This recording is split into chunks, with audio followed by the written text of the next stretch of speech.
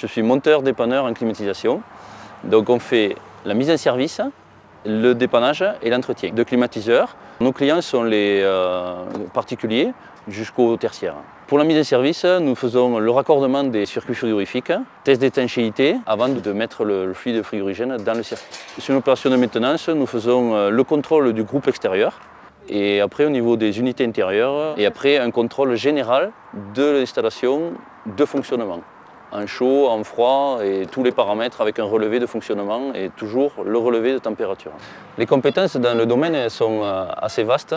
Il y a du travail du cuivre, de la soudure, brasure. Nous intervenons sur des circuits électriques, donc il faut des habilitations électriques. Et nous intervenons sur des circuits frigorifiques. Le fluide frigorigène est polluant au niveau de l'effet de serre. Notre but c'est d'avoir un confinement étanche à 100%. Ce qui m'intéresse le plus dans le métier, c'est la recherche de panne et la satisfaction de la trouver.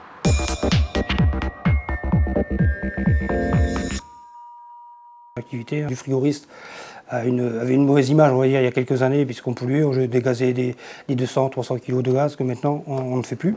Donc je pense qu'on participe à préserver l'environnement. Les compétences durables sont de faire la traçabilité du fluide frigorigène. Quand on démantèle une installation, on récupère les huiles usagées, des compresseurs.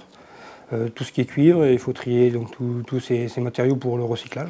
Il y aurait certains clients qui climatiseraient beaucoup trop froid, ce qui leur ferait, eux, au niveau de la santé, des chocs thermiques. Donc je conseille le client au niveau des consignes de température pour leur santé et pour le fonctionnement du climatiseur et l'environnement.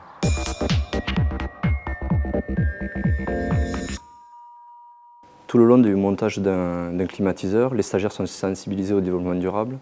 Au démarrage, lors de la pose des équipements, rien qu'au niveau du déballage, il y a déjà un tri des déchets.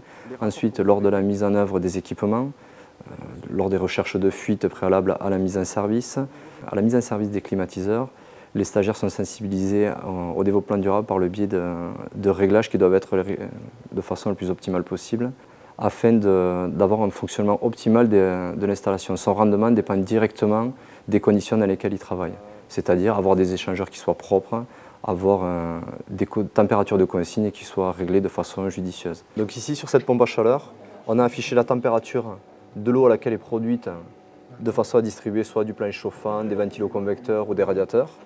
Et au client, ce qu'il faut l'expliquer, c'est que plus il va régler sa température basse, plus le système va être sobre, c'est-à-dire qu'il va moins consommer, mais en plus, la pompe à chaleur sera plus efficace. Lors de la formation, je leur présente la manipulation des fluides frigorigènes.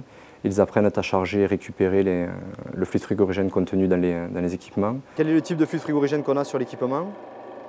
R410. Donc là, on doit récupérer 1 kg de fluide frigorigène R410 dans la bouteille de transfert, de façon à pouvoir effectuer la réparation sur le climatiseur. Si l'on n'avait pas utilisé cette station de transfert et cette bouteille, on aurait perdu le fluide frigorigène dans l'atmosphère. À ce moment-là, on aurait eu un impact important sur l'effet de serre. Être acteur du développement durable pour un monteur dépanneur, une monteuse dépanneuse en climatisation, c'est, pour la dimension environnementale, réduire au maximum les rejets polluants à l'atmosphère en contrôlant l'étanchéité des circuits frigorifiques des climatiseurs après chaque intervention. C'est réduire et trier les déchets, les emballages au montage et les fluides frigorigènes récupérés sur les climatiseurs en fin de vie. Pour la dimension économique, c'est garantir la traçabilité du fluide frigorigène pour éviter l'effet de serre. C'est réduire les coûts de maintenance en optimisant ses déplacements lors des interventions. Être acteur du développement durable pour la dimension sociale, c'est ne pas faire de discrimination entre les différents clients, c'est favoriser la promotion interne en reconnaissant l'engagement du salarié dans l'amélioration des résultats des dimensions environnementales.